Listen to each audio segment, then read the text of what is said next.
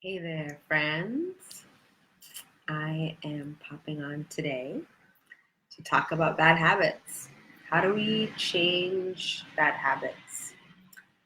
And specifically, I'm going to be sharing three major tips or tools that have helped me immensely. And I have dropped quite a few habits in my 40 plus years here on earth. So I've developed habits. Some were useful, some were not as useful. And then I've taken the time to release some of those stale habits. And I like to call them stale habits rather than bad habits, because when we call something bad, we're practicing a form of aggression. And it's a form of aggression that we're practicing against ourselves. So if we are looking to change a habit, something that's not working for us, something that we do every day or every week, something that we do habitually that is just not healthy, then it's very, very useful to reframe some of our thinking around it. So my first tip for you all, for us all, who are looking to change some of our habits. My first tip is honesty. We have to start from a place of being deeply honest with ourselves. So we take a sober look at our lives. We take a look at our habits. We all have habits, both positive and negative. And without a lot of judgment, without a lot of shame, without a lot of recrimination, we just very honestly get clear with ourselves. Okay, this is the habit that I have. For example, smoking cigarettes. Okay, so this is a habit that I have, and a part of me really enjoys doing this, right? A part of me feels like he or she needs this. And probably another part of me feels very negative about it. Feels like, my gosh, like, why aren't we done with the cigarette thing already? Like, can't we just get over it? So the first tip is honesty, right? And I'm not talking about being honest with the whole world. You know, I'm not talking about advertising our bad habits or our stale habits to the whole world. No, it's practicing honesty with ourselves. It's being very clear with ourselves. Okay, this is what I'm doing, and it's not working for me. And once we get to that place, then we're actually able to make some changes, right? Until we get clear and we get honest with ourselves, there's really no way to make a change, because it's like you're standing on quicksand, right? You don't really know the lay of the land. You're not really clear about where you are, what you're doing that's actually possibly hurting you and possibly hurting those around you. So the first tip is to practice honesty. And what helps with honesty is the practice of mindfulness. If you are someone who's never heard of mindfulness, I encourage you to look it up. I have a free guide that's called 10 Easy Ways to Cultivate Mindfulness Without Meditation. You can access that on my Facebook profile.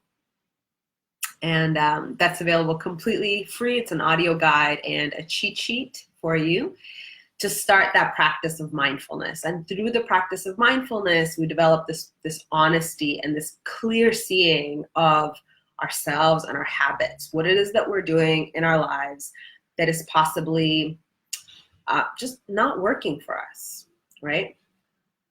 So that's tip number one. Now, tip number two, to me, is the most important one, and it's the most difficult one. It's the one that I see most people struggle with. It's the one that I struggled with for a very, very long time, and sometimes I still do. And this is the tip of gentleness. So gentleness, why is it so tricky to be gentle with ourselves? Why is it so tricky to unconditionally love and accept ourselves? Why is it so hard for us to forgive ourselves? These are really excellent questions to ask, to really grab your magnifying glass of mindfulness and kind of like look deeper to see what comes up. Because without this, without gentleness, it is almost impossible to release a stale habit without shame or guilt. There's certainly a way to kind of power through, to, like cut something out of your life, and to do it from a place of kind of righteousness and anger. And I will say that that will work for some of us, but it will create trauma, residual trauma. And if we want to release a habit, whether it's a very serious drug habit or whether it's some, like a nail biting habit, doesn't matter. We want to do it with gentleness. We want to do it with gentleness because this is how we are retraining ourselves in our own humanity. In our capitalist culture, we've all received this programming of, hustle and grind, push through, get it done, work. And those are actually, that's actually programming that's been placed on top of our natural, divine, unique selves. And that's programming that's serving to keep us down, keep us in a lower vibration. So if there is a stale habit that you are looking to release, you're looking to let go of, I highly encourage practicing with a lot of gentleness. And the example that I use with my clients, if someone says to me, well, Margarita, gentleness, like it seems so frou-frou, it seems so like, meh. Let me ask you this. Say you have a habit of smoking. And most research will show us that someone who wants to quit smoking will have to quit several times. Will have to quit over and over and over again before it actually sticks. Okay? Not everyone, but for the most part, this is how it works. This is how it works to quit something, to release something. Quit is kind of a harsh word, isn't it? To release something. So say you've decided to quit smoking, and say you go 3 days without smoking, right? And then on the 4th day, you have a really difficult day at work. Your boss yells at you, project falls through, something happens, and you end up buying a pack of cigarettes and smoking cigarettes. Now, let me ask you, for your continued success in quitting smoking, is it useful to practice bashing yourself and feeling really crappy about your perceived failure? Or the other choice, is it more useful to actually celebrate your success, celebrate the 3 days that you spent without smoking, actually pat yourself on the back for that and forgive yourself completely for slipping up? So which one of those choices do you think is going to contribute to more success, to an easier time in releasing cigarettes once again? I would say it's the second one. I would say it's gentleness. This is why that's my second tip. And to me, the most important tip is practicing gentleness. Now, number 3 is very much related to both 1 and 2, and that is connection. Connection. So finding that place of connection. And first and foremost, to me, connection means connecting with the peace, the wisdom, the love within yourself. Yes? It's connecting to your inner being, that quiet, still voice inside that's going to let you know, maybe you're going a little bit too far this way, or maybe you're going a little bit too far that way. And again, in our culture, we've been told to ignore that voice, right? The voice of intuition, the voice of the heart. whatever you want to call it, your higher self. Doesn't matter what you call it, but our practice ever since being a child has been to ignore that, right? Because we are taught to live in a certain way. We live in a very regulated, regimented society and culture, right? We go from 1 to 2 to 3 to 4 to 5 to 6, right? We don't jump around. In school, like, you have to sit in a certain place. You can't just get up and run around, even though your body might be asking you to get up and run around or stretch. We can't always do that, right? This is our culture. It's not right or wrong. This is just what we're working with. So within ourselves, practicing that connection to our inner being, connecting to your inner wisdom, your inner guidance, so important. And then on the flip side of that, connecting to your tribe. So finding people that you are able to talk about your troubles with. When we are releasing a long-standing habit, a lot of stuff can come up, right?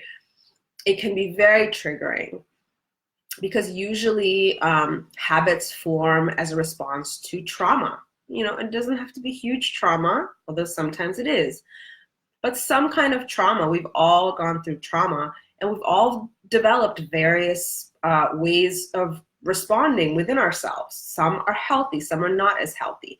So when we're working to change some of our habits, some of our less healthy habits, it is so very important to find that connection, to find someone that you can talk to, that you can be really honest with, that you can that can be gentle with you, right, and support you. So getting that base of support, very, very important. I would say with pretty much every habit that I've released, whether it was a habit of mind, whether it was a job that was no longer working for me, whether it was something that I was using for decades to kind of self-medicate, in releasing each one of those habits, that sense of support, that knowing that I have people that I can reach out to, has been really, really crucial. So this leads me to my special invite that I mentioned in the description. So I'm actually in the process of working on a small, intimate program to help folks release habits. And if you are someone who has been thinking about a particular habit, or maybe you're just watching this video and something comes to mind, I really would love to invite you to get on a call with me. I would love to find out what you're struggling with. I would love to find out what your obstacles are. And this is going to help me to create the program that is going to be the most useful to the most people.